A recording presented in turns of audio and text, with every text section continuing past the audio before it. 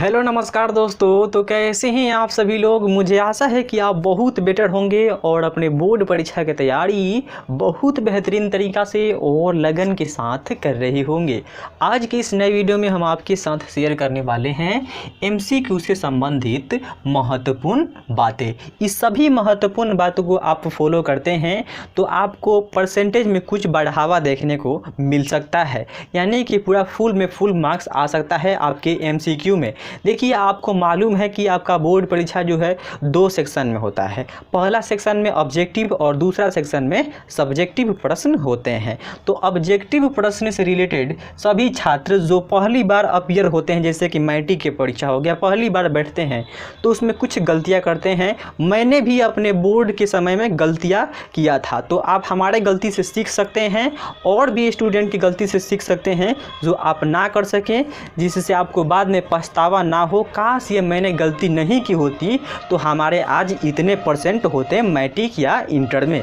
देखिए इसमें कौन कौन से बातें हैं, तो इसीलिए जो वीडियो जो है बहुत खास है। आप लोग वीडियो को शुरू से लेकर अंत तक देखने का प्रयास जरूर कीजिएगा। तो चलिए इसी के साथ मैं वीडियो को प्रारंभ करता हूँ। और सबसे पहला इसमें जो टिप्स है आपका, देखिए जब भी हम जाते हैं बोर्ड परीक्षा देने तो उसमें जो प्रश्न पेपर हमें मिलता है और जो हमें कुछ सवाल रहते हैं जो हमें बहुत अच्छी तरह से आता है, तो वही हमसे गलती होता है। देखिए क्या होता है कि हम पूरा प्रश्न को नहीं पढ़ते हैं, प्रश्न में कुछ और लिखा रहता है। जैसे कि मान लीजिए किसी प्रश्न में लिखा है कि इनमें से कौन लेंस बनाने के लिए उपयुक्त है, और इसमें एक और प्रश्न बनेगा इनमें से कौन लेंस बनाने के लिए उपयुक्त नहीं है।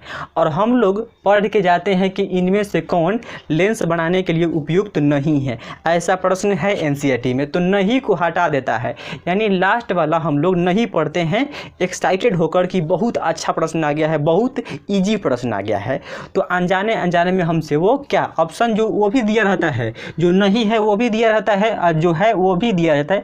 तो अनजाने अनजाने में हमसे गलती प्रश्न रंगा जाता है, गलती प्रश्न टिक हो जाता है और गलती प्रश्न को हम लोग रंग देते हैं। तो इससे बचने का 2 चांस और मिलता है, 1 चांस और मिलेगा, वो हम बाद में बताएंगे। देखिए तो इसीलिए आपको पूरा प्रश्न पढ़ना है, जो भी प्रश्न कर रहा है पूरा प्रश्न को पढ़ेंगे, उसके बाद हम लोग टिक करेंगे।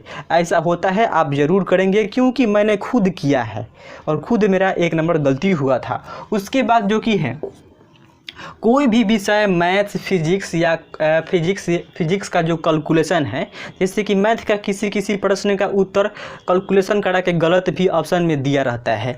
ऐसे में छात्र जब कैलकुलेशन करते हैं तो क्या होता है, उनसे गलती होता है। इंसान है भाई, कैलकुलेशन करने में गलती होता है। बोर्ड को मालूम है कि स्टूडेंट गलती करेंगे, और गलती करेंगे तो वही गलती आंसर को ऑप्शन में दिया रहता है और जो सही है उसको भी दिया रहता है।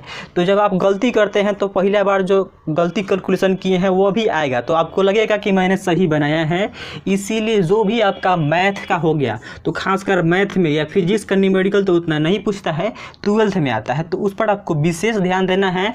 यानी कि आप जो भी कैलकुलेशन कर रहे हैं सही कर रहे हैं कि नहीं, 2 बार ज़रूर चेक कर लेंगे, क्योंकि आपका 1 नंबर का सवाल है और 1 नंबर से कोई भी स्टूडेंट सेकेंड आ सकता है या फर्स्ट आ सकता है, बहुत इंपॉर्टेंट है। इसीलिए जो भी आप मैथ हो गया फिजिक्स होगा उसका कैलकुलेशन जो है, जो भी हम लोग हिसाब करते हैं एकदम कंठस्थ कर लीजिएगा, एकदम सही है, क्योंकि आजकल के ऑप्शन में सही वाला भी और गलत वाला भी दिया जा रहा है बोर्ड परीक्षा के द्वारा। उसके बाद जो कि देखिए इसमें है कि line by line NCERT book सभी स्टूडेंट नहीं पढ़ते हैं, बहुत कम स्टूडेंट होते हैं जो लाइन बाय लाइन बुक को स्टडी करते हैं। देखिए जब तक आप line by line book study नहीं कीजिएगा तो ऑब्जेक्टिव का ज़माना है भाई। ऑब्जेक्टिव आपसे पूरा में पूरा कभी भी हल नहीं होगा, क्योंकि समुंदर है, किताब जो क्या है समुंदर है, कहूँ से भी प्रश्न बन सकता है। 1 लाइन पढ़ेगा एग्जामिनर और वहाँ से 1 नंबर का ऑब्जेक्टिव बना देगा। इसीलिए आपको एनसीईआरटी को हमको लाइन बाय लाइन पढ़ना होगा। जो भी आपका बुक है, साइंस का हो गया या फिजिक्स का हो गया, केमिस्ट्री मैथ, जो भी आप 12th में है तो 12th वाला पढ़िएगा, और 10th में है तो 10th वाले सभी student line by line book पढ़ने का प्रयास जरूर कीजिएगा, बहुत ज़्यादा आपको प्रॉफिट मिलेगा। मैं खासकर बता रहा हूँ, ऐसा मैंने खुद किया है, अभी भी करता हूँ अपने बीए के क्या जो भी मेरा बुक है। उसके बाद जो कि है कि आफ्टर जब आप लाइन बाय लाइन बुक अध्ययन कर लेंगे तो उसके बाद आपको क्या ज़रूरी है, ज़रूरी यही है उसके बाद आपको क्या करना है, सेट प्रैक्टिस करना है। मार्केट में बहुत सारे आपके लिए सेट प्रैक्टिस उपलब्ध है। सेट प्रैक्टिस से आपका ये जांच होगा, समझिए कि आपका एक जांच परीक्षा हो जाएगा अपने आप से कि आप कितने पानी में हैं और कितने पानी में अभी रहने की ज़रूरत है, यानी कितने अभी तैरने की ज़रूरत है बोर्ड परीक्षा में अच्छे खासे परसेंटेज प्राप्त करने के लिए। तो आपको सेट प्रैक्टिस करना है। कब करना है, जब आप बुक लाइन बाय लाइन पढ़ लीजिए, उसके बाद जो मार्केट में उपलब्ध है सेट प्रैक्टिस ऑब्जेक्टिव का, MCQ का, जो भी क्लास में है, 10th में है, 12th में, उसका लीजिए और अपने से सेट प्रैक्टिस कीजिए, या अपने से भी सेट प्रैक्टिस बना सकते हैं। PVS के प्रश्न को उठाइए, कुछ प्राइवेट बुक्स के प्रश्न को उठाइए, कुछ NCERT बुक्स को प्रश्न उठाइए, उसको लिखिए और अपने से टाइमर सेट कर दीजिए और सेट प्रैक्टिस लगाकर सेट प्रैक्टिस दीजिए डेली 2 को सब्जेक्ट का। क्लियर है। उसके बाद जो कि देखिए इसमें है MCQ भरते समय पहले क्वेश्चन पेपर पर जो हम लोग टिक लगाते हैं, क्यों, क्योंकि दोबारा हमसे गलती ना हो सके। तो जब भी आप MCQ भरते जाइए तो उस समय देखिए पहले जो आप टिक किए हैं क्वेश्चन पर, तो इस पर थोड़ा सा ध्यान देना है। ये बड़े बड़े एग्जाम में भी गलती करते हैं बड़े बड़े लोग, तो हम किस खेत के मूल्य हैं, तो आपको यहाँ पर थोड़ा सा धैर्य बनाना है। ठीक है। MCQ भरते समय पहले क्वेश्चन पेपर पर हम लोग टिक करेंगे कि कौन सही है। उसके बाद जब आप भरने जाइएगा MCQ पर जो हम गोला मिलता है, OMR शीट मिलता है, तो उस पर 2 बार देखिएगा कि हमारा ऑप्शन A है, इस पर हम टिक किए हैं क्वेश्चन पेपर पर, या B पर हम लोग टिक किए हैं। तो ऐसे में क्या होता है कि हमसे भी ये गलती हो गया था अभी इंजीनियरिंग के एग्ज़ाम में। तो हम बनाए थे पूरा सही आंसर हमारा आया था B, ठीक है, और गलती से देख के मार दिए, उसके ऊपर वाला मार दिए कि A ऑप्शन सही है और उसमें A भरा गया। तो जो हमारा सही था वो हो गया और जो इसका ऑप्शन नहीं था नीचे वाला का वो हो गया, यानी एक साथ 2 गलती हो गया। मैंने खुद सही बनाया था फिर भी गलती हो गया, तो यहाँ पे थोड़ा सा धैर्य बनाना है। ठीक।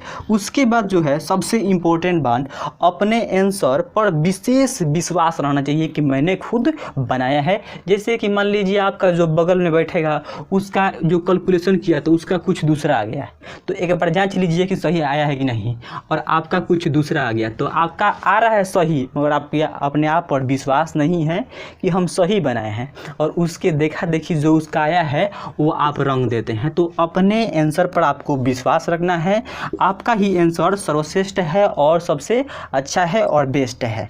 तो मुझे आशा है कि आप सभी समझ गए होंगे इसमें के सभी जानकारियाँ।